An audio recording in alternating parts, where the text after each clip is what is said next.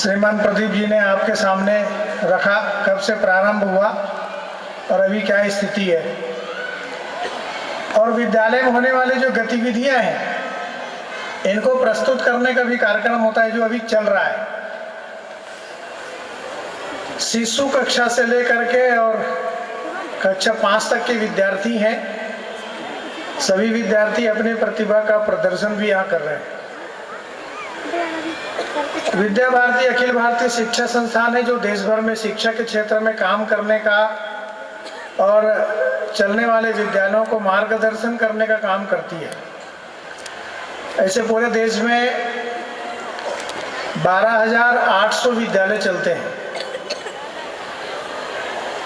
नगरों में चलते हैं, ग्रामीण क्षेत्रों में भी चलते हैं और वनवासी क्षेत्रों में भी चलते हैं।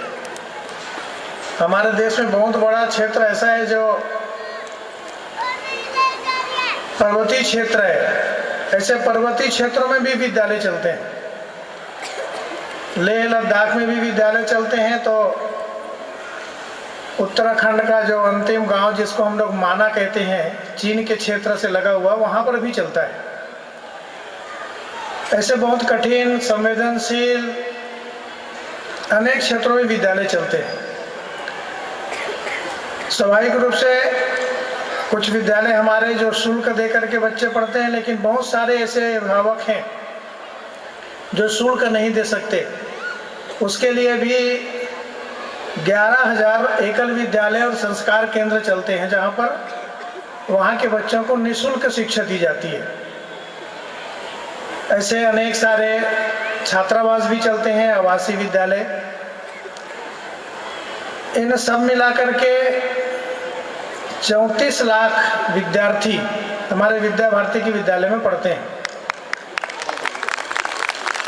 और 1,29,000 हमारे आचार्य, अन्य स्थानों पर शिक्षक कहते हैं लेकिन विद्या भारती में आचार्य कहते हैं, जो अपने आचरण से अपने विद्यार्थियों को, भैया बहनों को शिक्षा भी देते हैं।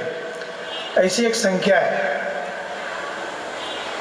इन सभी विद्यालयों का मतलब एक तो हम सब लोगों को भी गौरव की अनुभूति होनी चाहिए कि हम विश्व के सबसे बड़े गैर सरकारी शैक्षिक संस्थान के विद्यार्थी हैं, शिक्षक हैं, तो वो आचार्य हैं और अभिभावक हैं। हम सब, इन सबको भी गौरव होना चाहिए। कई बार होता है कि हम जिस विद्यालय में पढ़ते हैं, पढ़ाते हैं, या वहाँ के अभिभावक हैं, 1,000 संख्या है, 1,500 संख्या है, 5,000 संख्या है। कुछ ऐसे बड़े भी विद्यालय होते हैं जहाँ पर 7,000 संख्या रहती है होती है। वहाँ के लोग बड़े गौरव की अनुभूति करते हैं। लेकिन मैंने जैसे बताया, हम विद्या भारती के एक इकाई है, हमारा पूरा एक परिवार है। और इसलिए हमारे जब हम कहते हैं कि हमारे 35 लाख भैया बहन पढ़ते हैं, तो इतने सारे विद्यार्थी एक संगठन के छत्र छाया में और वो अध्ययन कर रहे हैं। अभी पंकज जी ने भी बताया कि बहुमुखी और चौमुखी ऐसे विकास के दृष्टि से हमारे यहाँ उसको सर्वांगीण विकास कहते हैं। केवल पाठ्यक्रम के पुस्तक के आधार पर जिसकी परीक्षा होती है ये पर्याप्त नहीं है। जीवन में आने वाले अनेक सारे और कार्य होते हैं। इसलिए प्रारंभ से ही बच्चों में नेतृत्व क्षमता का भी विकास हो, इसलिए विद्यालय में शिशु भारती का भी गठन होता है। और नृत्य है, गीत है, गीत गाते समय भी हमारे यहाँ देशभक्ति गीत हो इसका प्रयत्न करते हैं। प्रत्येक वर्ष के लिए वार्षिक गीत आता है, वो देशभक्ति का गीत होता है। यहाँ जो अभिभावक आए हैं शायद सुनते होंगे, अपने बच्चों से वो गीत गुनगुनाते हुए यदि सुनते होंगे तो ध्यान में आएगा कि वो गीत कैसे होते हैं। आपने यहाँ पर कार्यक्रम देखा, जो उसकी सारी जो भी प्रस्तुति है वो किसी न किसी प्रसंग को लेकर के प्रेरणा देने वाले, पर्यावरण का कितना अच्छा प्रस्तुतिकरण हुआ। जिन विषयों को हम शायद भाषण के माध्यम से नहीं सिखा सकते, उनको अभिनय करके सहज रूप से हम उसको समझ सकते हैं, उसका अनुकरण कर सकते हैं। इसलिए वार्षिक उत्सव में केवल नाच गाना नहीं है, तो विभिन्न प्रकार के जो देश की जो परिस्थिति है, समस्याएं हैं, उसको भी हमको जानना चाहिए, उसके अनुसार अनुकरण करना चाहिए। ऐसे प्रेरणा देने वाले कार्यक्रम विद्यालय से लेकर के अखिल भारतीय स्तर पर होता है। खेल कूद भी होते हैं, वो विद्यालय से लेकर के अखिल भारतीय स्तर पर होता है।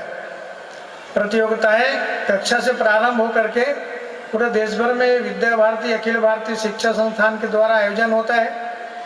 बाद में SGFI school game federation of India, इसमें भी हमारे विद्यार्थी सम्मिलित होते हैं और हमारी प्रतिस्पर्धा इस प्रकार से है कि आज जो SGFI है, जिसमें हमने 2007 में प्रवेश किया था, आज हम 6वीं रैंक पर वहां पर पहुंच चुके हैं। विभिन्न प्रकार के जो SGFI के द्वारा जो मानक होते हैं, उसमें फेयर प्ले अवार्ड भी प्राप्त विद्या भारती को हुआ है। महात्मा गांधी स्वच्छता पुरस्कार भी विद्या भारती को प्राप्त हुआ है। मेडल अपग्रेडेशन ये भी विद्या भारती को प्राप्त हुआ है। ऐसे अनेक प्रकार से उपलब्धि हमारे विद्यार्थियों के परफॉर्मेंस के कारण से, हमारे आचार्यों के मार्गदर्शन के कारण से और आप सब लोगों के प्रोत्साहन के कारण से प्राप्त हुआ है। हमारे यहाँ एक प्रयत्न और हुआ है कि विज्ञान के क्षेत्र में विज्ञान मेला का आयोजन होता है। अन्य लोगों को शायद हमारे देश के इतिहास, अपने देश के महापुरुष, इसके बारे में जानकारी कम रहती है, लेकिन विद्या भारती के विद्यालय में संस्कृति ज्ञान परीक्षा का आयोजन होता है। इस माध्यम से हमारे देश की जो संस्कृति है, हमारे देश के महापुरुष है, हमारे देश के गौरव है, इसकी जानकारी होती है और ये अखिल भारतीय स्तर पर चलता है।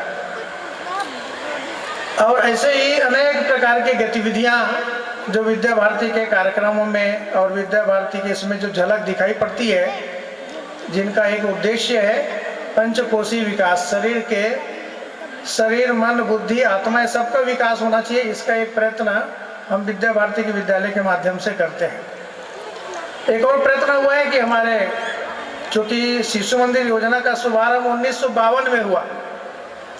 अभी मैं सुन रहा था जब व्यवस्थापक प्रदीप जी यहाँ बता रहे थे कि यहाँ शायद 92 में शुरू हुआ, तो 40 साल के बाद प्रारंभ हुआ। गोरखपुर में 1952 में प्रारंभ हुआ, तब से लेकर के देश भर में इतने सारे विद्यालय हो गए।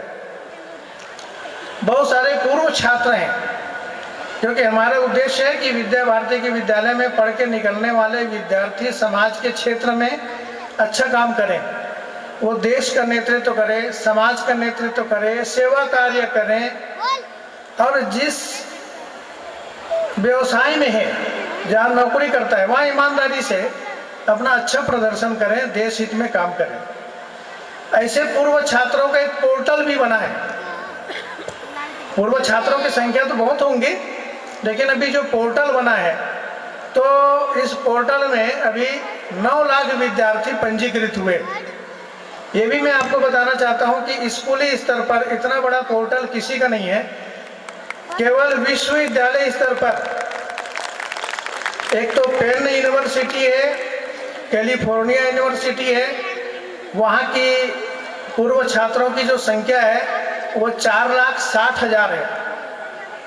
और हमने जब प्रारंभ किया तो हमारी संख्या उससे कम थी, लेकिन इसी वर्ष अभी हमारी जो संख्या हो गई है, मैंने बताया 9 लाख पूर्व छात्रों का पोर्टल में पंजीयन होगा। ये भी विश्व का सबसे बड़ा एलुमनाई पोर्टल होगा।